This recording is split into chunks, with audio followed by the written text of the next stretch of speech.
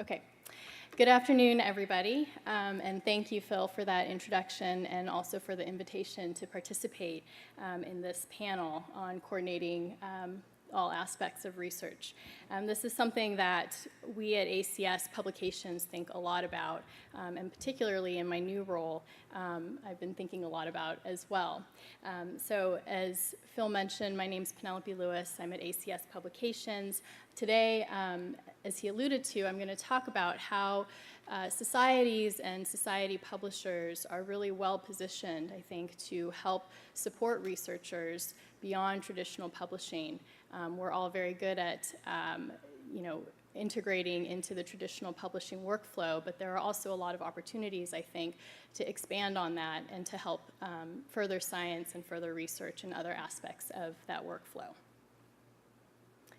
So just to give a very brief introduction to the American Chemical Society, and really all of this is to say that at our core, as many of you are, we're really a member-oriented, mission-based organization, and I've included our vision and our mission on this slide. So our members are not only ACS members, but they're also our authors, our reviewers, our editors, our meeting attendees, and so on, as we've heard throughout several of the talks today. We have 150,000 members, more than 150,000 members worldwide, so this makes us the world's largest scientific society. And we're truly global. Over 15% of ACS members and even more of our authors, as you'll see in a couple slides down the road, are based outside of the US. So it's really a global and diverse network of members. Within ACS Publications, we're responsible for publishing journals and books, as well as our flagship news magazine at the American Chemical Society called Chemical and Engineering News. And we're quite broad. We publish in all areas of chemical research, as well as interfacing areas with chemistry. So right now we have, I believe it's 54 peer-reviewed journals within those different areas in chemistry. We pride ourselves on being very rigorous and high quality, but I think even more importantly, we're very researcher focused, and that's a common theme I think we've heard throughout many of the talks today, is how we can help support researchers. Our ACS editors, of which actually Erin, Lavik, our missing panelist, is one of them. She, as well as all of our ACS editors, are active researchers, really leading experts in the fields that they represent. And we really feel that this provides a strength and also a unique perspective for our journals. Researchers, I think, really value this because they know that the editors that are handling their manuscripts are also giving talks at conferences and doing their own research and submitting their own manuscripts as well. So who are these researchers that we're really supporting and hoping to help advance? I suspect that if many of you were to share similar statistics from your own organizations, it would be a similar picture. We're seeing increasingly that ACS authors are increasingly global, interdisciplinary, and diverse. This data that I'm showing here is just really high-level statistics taken from our author surveys as well as some of our submission data, and it shows the years of experience, quite diverse. Globalization, we see more and more of our authors who are submitting to our journals coming from outside of the US, particularly China and other countries within East Asia. So as the needs of these researchers continue to evolve, it's really critical that societies and publishers also continue to evolve to help meet them in the middle. Researchers have an increasing set of demands on them from their own institutions, from funding agencies, from publishers, and so it's really important that we continue to develop initiatives and services to help support them. As I started this talk, I want to make the case that, and I'm biased here, and this is Society Day, so I feel safe saying this in this room, but I really feel that societies and society publishers are well positioned to help enable these types of initiatives. So I mentioned evolving needs of researchers. Societies, I think, can help further these evolving initiatives as well to help advance research and advance science in our case. there's a number of benefits that societies and publishers bring to the table when thinking about expanding initiatives, and also in some cases enabling really broad culture changes, as in the case with ChemArchive, the preprint server, which I'll talk a little bit more about. So first, and maybe foremost, societies have really vast networks. We're already entrenched within the research communities through our member networks, through the conversations that we're having on a very continuous basis with many of the researchers that we're impacting. This these dialogues can really help to engage researchers and can help to provide even better and more targeted services if we're continually getting feedback, which our keynote speaker mentioned, walking down the hall and getting feedback from various members. We hear that also at ACS too, with all of the increasing demands that they have.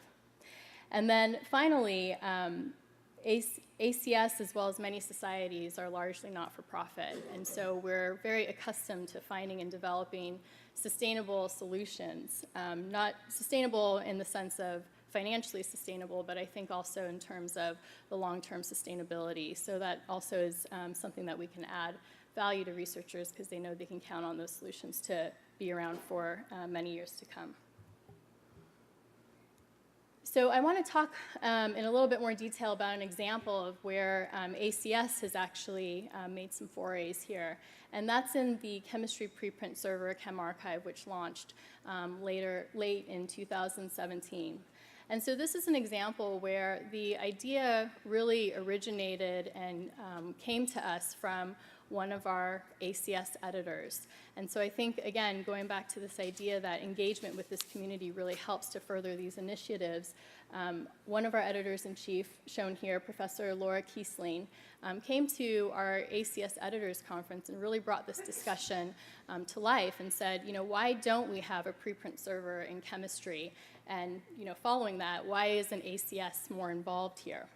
And so this really brought this onto our radar in really a major way, and we started to engage on this issue. Because of the established networks that we had with ACS editors, as well as authors and reviewers, ACS members, and so on, and also other societies, including the Royal Society of Chemistry and the German Chemical Society, we were able to engage with many of the, if not all of the stakeholders that might be impacted by a preprint server in chemistry. And so one of the questions that we ask, and something that we ask whenever we're thinking about launching a new initiative, is really what is the value that we're adding to researchers, and how can ACS add value to this issue? So I think I don't have to really go through all of the many benefits that have been highlighted for preprint servers, but suffice to say, one of the main things I think is that they advance research and advance science, which is really core to the ACS mission. In addition, in terms of adding value and supporting researchers, they help researchers establish priority for their discoveries, help speed their own science, and also the discovery and collaborations that they might have with other researchers. So the more we discuss a preprint server in chemistry and engaged in this kind of dialogue, the more it became clear that this was a real need within the chemistry community and something where ACS could take a leadership role. And of course, there were other preprint servers that preceded ChemArchive, archive.org and Bioarchive, as well as in the past several years, many other discipline-specific preprint servers that have been launched. So ChemArchive Beta launched this past August 2017, as I mentioned. It's really benefited, I think, in terms of this feedback that we've had from the community and this continued engagement in terms of really delivering a preprint server that answers a lot of these needs that researchers have. ChemArchive is free to submit to and post as well as read, and we've really seen quite a positive impact since it's launched. We also, speaking of breaking down silos, one of the speakers mentioned earlier today about how can societies work better together, and I think this is also a good example of that, where we engaged early on with the Royal Society of Chemistry and the German Chemical Society, and just this past March announced a formal partnership with both of those organizations who bring their own vast networks as well of members as well as authors and researchers. So since ChemArchive launched, the response has been very positive. We've seen nearly 300 preprints posted to date, which have received really widespread visibility, again, something that researchers really value and need. And the other indicator that we've been really pleased about is that preprints posted in ChemArchive have gone on to find publication in really top journals throughout science as well as within the chemistry community. So the response overall has been really positive, and I think has been made possible because of the unique position that ACS and the other societies have. I'll also note that my colleague Darla Henderson, who manages our open access programs at ACS and was really instrumental in the launch of ChemArchive, she's going to be giving a more detailed talk about preprint servers and ChemArchive in particular tomorrow, so I'd encourage you to go to that as well. So I'm going to switch gears now a little bit and talk about another example where ACS is trying to support researchers beyond traditional publishing. This is in training the next generation of peer reviewers, and the specific initiative here is ACS Reviewer Lab. I'm going to call out one of my colleagues who's in the audience, Jess Rucker, who is at ACS, and she and her team were instrumental in launching this particular service. And so this is a need, I think, that's been identified not just within the ACS or chemistry community, but across publishing, where there's really a lack of formal training for peer reviewers and a huge gap here. And this type of service or training benefits not just the research community, but I think the scholarly publishing landscape in general, because it sort of widens and opens up the pipeline for peer reviewers, since as we've seen the author base increase and include more and more people from outside of the US and beyond, we haven't necessarily seen the same rate of increase in terms of available peer reviewers. So ACS, we felt it was really a natural fit for us to provide a service in this regard, since peer review is one of our core competencies. And again, going back to this idea that we have a sustained network of authors, reviewers, and editors that we can tap into to really help provide some expertise.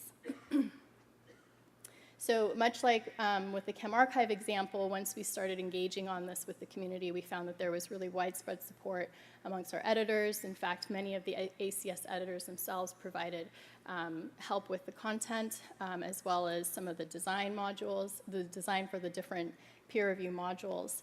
We also had the benefit that we have an education, our education division at ACS has expertise with best practices in instructional design and so on, and so we were able to tap into that expertise as well. So ACS Reviewer Lab also launched in August 2017. We were quite busy that month, actually. And this course is a free online course that features 6 different training modules that are available to potential peer reviewers and researchers. It covers everything from basics in peer review to ethics and helping to be able to spot plagiarism and issues of that sort. And the course itself provides certification back to peer reviewers so that journal editors and ACS editors can know that they have been certified and so that they should be at the standard. So in this way, it helps identify future peer reviewers as well for the journals.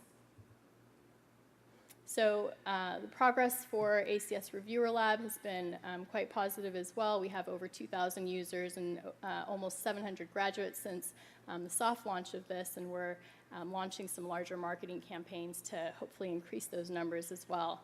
We do see the majority of users as being, or identifying as early career researchers, and over half of them are from outside of the US. And down as far as the roadmap goes, we are planning translations into other languages as well to help support, again, that evolving and more global community of researchers. So to wrap up, if we think about really how publishers have supported researchers through traditional publishing and journal publishing, this kind of provides a very simple schematic of what we do. So authors submit manuscripts to us. We provide some peer review and editorial review, editing to publication and archiving, and then finally to promotion. This particular simplified workflow can really be expanded to many different different cycles within the researcher workflow. And so I've provided two examples of this. One of these, ChemArchive, which was clearly a way to apply the same type of workflow, but much earlier in the publishing cycle toward preprints. And then with Reviewer Lab, training the next generation of reviewers, and then increasing the pipeline of potential peer reviewers into not only ACS systems, but also other journal and other publishers as well. But there's many other examples, I think, where we can adapt this workflow and also push beyond it. And so there's increasingly more and more demands on researchers' time even before they get to the point where they're ready to submit a manuscript. And so if we think about all of the different things that they do at the edges before this particular workflow even comes into being, I think there's a lot of opportunity there for all of us as publishers. So with that, I will close and pass it to Karen.